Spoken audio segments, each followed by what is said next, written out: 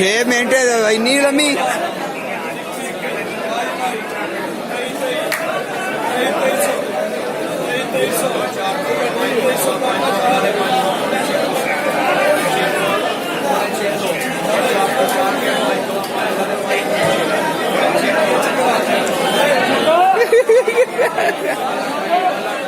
ਤੁਹਾਡੀ ਨਹੀਂ ਆ ਰਹੀ।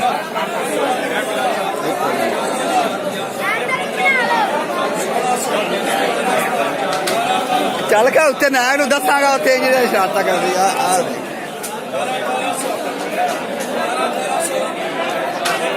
ਕਰ ਕਰ ਕਰ